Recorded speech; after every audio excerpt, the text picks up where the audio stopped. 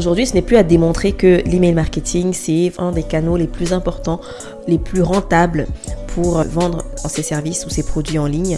D'ailleurs, toutes les entreprises aujourd'hui l'utilisent, ou presque toutes l'utilisent, que ce soit pour la communication interne ou pour la communication externe, donc pour aller chercher des prospects, des clients, des partenariats, etc. Et dans cet épisode, mon objectif, c'est de vous partager quelques bonnes pratiques pour améliorer le taux d'ouverture de vos emails. Parce que à quoi bon envoyer des emails s'ils ne sont pas ouverts par vos leads, par vos abonnés? Donc voilà, quelques pratiques que j'ai moi-même appris sur le tas, en faisant des erreurs, en me formant, en essayant plein de choses différentes et en passant sur des outils différents, etc. Donc, il faut connaître et appliquer les fondamentaux, les basiques, avant de commencer à déployer votre stratégie d'email marketing. Et donc, je m'apprête à vous citer les 4 fondamentaux, les 4 choses qu'il faut absolument savoir avant d'envoyer votre premier email et d'espérer avoir un taux d'ouverture raisonnable. Alors la première chose qu'il faut absolument faire avant d'envoyer vos prochains emails, si ce n'est pas encore fait, c'est d'authentifier votre nom de domaine. Surtout en 2024, il y a eu des réformes de Google et Yahoo parce qu'ils veulent en fait éviter les messages spammeux. Ils veulent améliorer leur niveau de privacy, en fait, le niveau de privacy de leurs clients, donc de confidentialité. Et donc, ils ont mis en place des règles qui imposent aux entreprises d'authentifier en fait son nom de domaine. Techniquement, si vraiment vous n'avez jamais touché aux données DNS, vous savez pas ce que c'est, peut-être c'est mieux de passer par soit un tutoriel, soit de déléguer cette partie pour vous assurer que votre nom de domaine est bien authentifié sur votre outil d'emailing, pour montrer à Google, à Yahoo, aux outils d'emailing que vous êtes vraiment légitime, quoi. Vous êtes légitime à envoyer des emails. Vous avez une entreprise qui est vérifiée, tout simplement un nom de domaine qui est vérifié. Le deuxième fondamental, c'est de vous dire, je vais toujours envoyer des emails de qualité. C'est-à-dire, je ne vais pas envoyer des emails pour rien.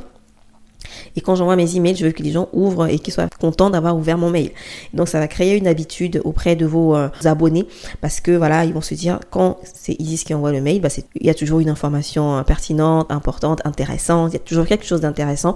Donc j'ai envie de rester sur sa mailing list. Donc la qualité, c'est vraiment le minimum à respecter.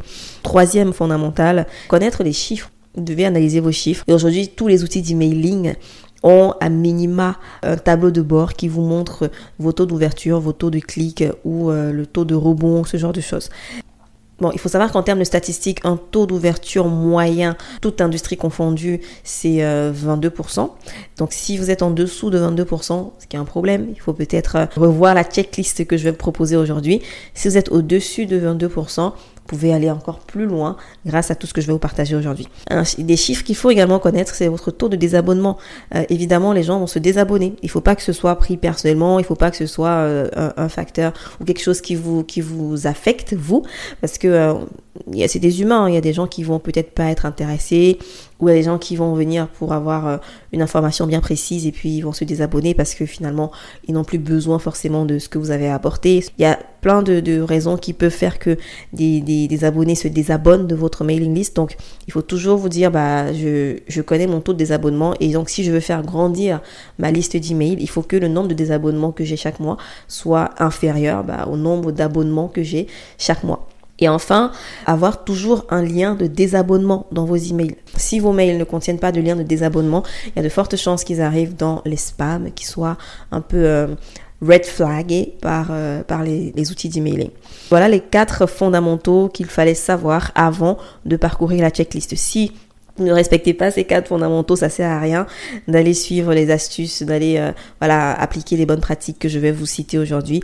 Maintenant que c'est dit, allez, c'est parti, passons aux bonnes pratiques. Bon, j'ai essayé de faire une liste exhaustive basée sur mes connaissances et basée sur mon expérience. Donc l'épisode va être un tout petit peu long et plein de valeur. Première bonne pratique pour améliorer le taux d'ouverture de vos emails, c'est la régularité. Si vous êtes régulière et vous avez une certaine fréquence d'envoi d'emails, votre liste d'abonnés, vos abonnés vont s'habituer. Voilà, ils vont s'habituer à recevoir vos emails, par exemple, tous les mardis, tous les jeudis ou tous les X jours, etc. Ça va créer cet effet d'attente aussi de leur part. Ils vont se dire, j'ai pas encore reçu la newsletter de Isis, mais qu'est-ce qui se passe, etc. Et donc, dès qu'ils vont recevoir, ils vont l'ouvrir. Et donc, si vous associez vraiment la régularité, ou donc créer une fréquence bien précise avec la qualité du contenu, Vous êtes sûr qu'en fait que les gens vont ouvrir vos emails parce qu'ils vont se dire il y a forcément quelque chose que je vais ressortir des emails que je reçois de cette personne. Décidez du nombre de fois que vous voulez envoyer des emails par semaine et décidez des jours et de l'heure à laquelle vous voulez envoyer cet email. Et là, bien sûr, on est dans le cas où vous n'êtes pas en lancement parce que lorsqu'on est en lancement, on a une intensité de communication beaucoup plus grande. Donc, on va envoyer des emails plus souvent que lorsqu'on n'est pas en lancement. Donc, si vous êtes vraiment dans une période calme, une période tranquille et vous faites juste quelques newsletters par semaine ou par mois, décidez de quand vous voulez envoyer ces newsletters et il y a une régularité. Choisissez un jour et une heure bien précise. Deuxième bonne pratique que je recommande, c'est d'avoir des objets d'email qui donnent envie de cliquer, qui donnent envie d'ouvrir le mail. Vous devez avoir des objets d'email qui créent l'envie, qui créent la curiosité. Souvent, les objets qui commencent par comment sont plutôt bien ouverts, ou les objets de mail qui posent une question à la personne, ou les objets d'email qui sont courts et qui sont personnalisés, donc avec le prénom de la personne par exemple, ça donne envie d'ouvrir. Donc voilà, il y a des petites astuces que vous pouvez utiliser pour avoir des objets d'email qui s'ouvrent. Et bien sûr, ça rejoint aussi la troisième bonne pratique que j'ai envie de partager, qui est de tester, faire de l'A/B testing. Donc par exemple, vous pouvez décider d'envoyer un mail avec 2 objets différents et de voir lequel a le mieux performé. Évidemment, ce ne sont pas tous les outils d'emailing qui permettent de faire ça, mais la plupart aujourd'hui, les outils quand même assez avancés ou spécialisés en email marketing vous permettent de faire de l'A/B testing. Donc, vous pouvez tester les objets d'email, tester les aperçus, tester les contenus même de l'email pour voir lequel a mieux performé, quel objet qui a le mieux été ouvert. Et donc, en faisant une série d'A/B testing sur une certaine période, par exemple 1 mois, vous faites que des A/B testing avec des objets de mail variés, vous allez pouvoir voir qu'est-ce qui marche le mieux, qu'est-ce qui s'ouvre le mieux auprès de mon audience, qu'est-ce que mon audience aime le mieux. Parce que le fait de dire, par exemple, oui, il faut envoyer des emails qui créent l'urgence, des objets qui donnent envie de cliquer parce qu'il y a ce côté urgence, c'est pas toujours ça qui fonctionne sur toutes les audiences. Il y a des audiences qui sont saoulées par ce genre d'objet parce qu'ils se disent en fait c'est toujours l'urgence avec Easy, c'est toujours en mode clickbait. Et aujourd'hui même Gmail, Yahoo, etc. arrivent à déterminer s'il y a vraiment un lien entre l'objet d'email et le contenu. Et du coup, s'il n'y a pas de lien, s'ils considèrent qu'il n'y a pas de lien, ils peuvent classer votre email dans les spams ou dans l'onglet promotion. 4e bonne pratique, renvoyez vos emails à ceux qui ne l'ont pas ouvert. Ça, c'est une astuce que j'ai commencé à appliquer depuis décembre 2020. Avant, j'étais sur des taux d'ouverture de 27, maximum 30%. Et depuis que j'ai commencé à appliquer cette astuce qui est de renvoyer le même mail à ceux qui ne l'ont pas ouvert après un certain délai, j'ai des taux d'ouverture qui avoisinent les 40%. Et alors que c'est une astuce très simple à appliquer.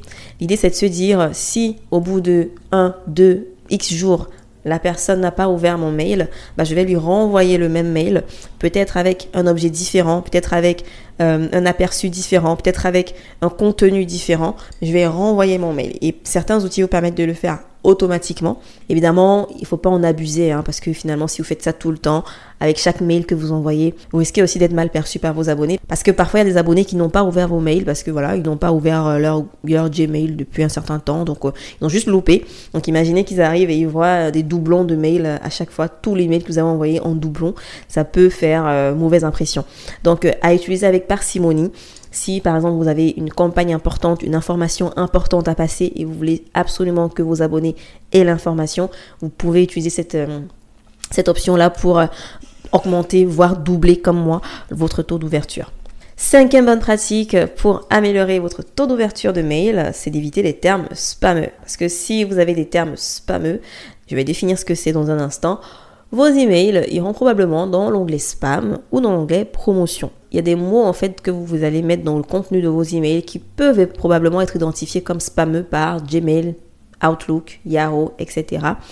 Des termes comme par exemple gratuit, payant ou cliquez ici, d'avoir un message qui est trop bourré de liens, parfois des liens différents, qui est bourré d'images. Pour éviter les termes spammeux, j'ai mon astuce, c'est de tout simplement vous mettre dans la posture de quelqu'un qui écrit à sa meilleure copine. Comment est-ce que j'écrirais mon message si je m'adressais à mon pote? Quand on s'adresse à sa pote, on va pas mettre plein de cliquez ici, gratuit, payant, etc. Des termes très, très marketing, très vendeurs. On va mettre des termes simples. Vous allez mettre des emojis, vous allez avoir du storytelling, vous allez avoir pas trop d'images, vous allez avoir un message qui va droit au but, qui est intéressant à lire. Mettez-vous dans la posture de quelqu'un qui rédige pour son ami et vous allez voir que votre style d'écriture, votre manière de rédiger vos mails va s'améliorer. 6e bonne pratique pour améliorer votre taux d'ouverture, c'est de vous assurer toujours que la personne qui rejoint votre mailing list ouvre le premier mail que vous allez lui envoyer. Ah oui, alors je vous explique.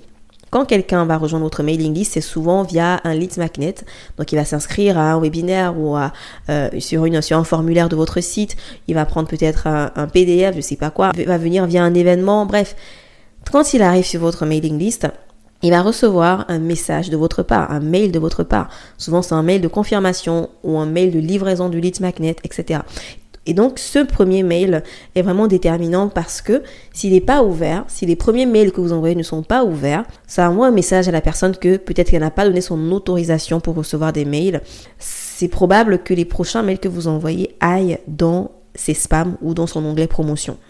Alors que si elle ouvre le mail dès qu'elle le reçoit, dès qu'elle s'inscrit à votre liste d'emails, elle envoie un message à son outil d'emailing comme Outlook, Yahoo, etc., que votre message, que votre nom de domaine est qualitatif et qu'elle a donné son autorisation pour que vous lui envoyiez un mail. Et donc, comment faire pour que votre premier mail soit ouvert? Eh bien, c'est en créant le désir pour ce qu'il y a dans le mail. C'est pour ça que je recommande souvent de ne pas offrir votre lead magnet directement sur la page de remerciement. Au lieu de cela, de dire sur la page de remerciement qu'il faut aller ouvrir le mail pour télécharger ou pour accéder au lead magnet. Donc ça, c'est une bonne pratique pour que les gens qui rejoignent votre mailing list ouvrent le premier mail, cliquent sur le lien qu'il y a dedans et donc valident en fait auprès de leur outil d'emailing que vous êtes légitime et que vous pouvez leur envoyer des emails dans leur boîte principale. La 7e bonne pratique pour améliorer ton taux d'ouverture de mail, c'est de mettre en place un double opt-in ou encore une double inscription. Ça veut dire que lorsque quelqu'un va s'inscrire pour recevoir par exemple ta newsletter, ton lead magnet ou quoi que ce soit, il faut qu'il confirme d'abord son intérêt, son inscription. Êtes-vous sûr que vous voulez recevoir tel? Si oui, confirmez votre inscription en cliquant sur ce bouton. Ça rejoint ce que j'ai évoqué au point précédent, l'importance de confirmer son intérêt, de confirmer qu'on veut recevoir des emails. Que le double opt-in ou la double inscription permet justement de faciliter cela parce qu'il y a des outils d'emailing qui vont permettre d'automatiquement envoyer ce double opt-in, donc ce mail qui demande au destinataire de confirmer son intérêt, de confirmer son inscription.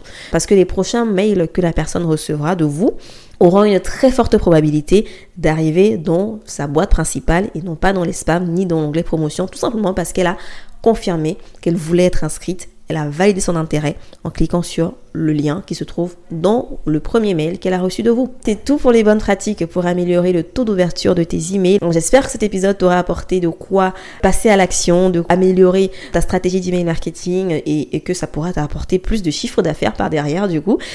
Rien que ton avis peut permettre de booster la visibilité de ce podcast et de permettre à d'autres personnes, d'autres entrepreneurs comme toi, de bénéficier de toutes les astuces que je partage ici. Pour recevoir une liste complète de ces astuces, je t'ai fait un petit document avec tous les détails et avec tous les noms des outils cette fois-ci. Je cite les outils que je peux recommander pour l'email marketing avec toutes les explications nécessaires. Tu peux télécharger cette petite checklist en allant sur femmeentrepreneur.com/114. Alors, je te mettrai également le lien dans les notes du podcast. À très vite pour un nouvel épisode.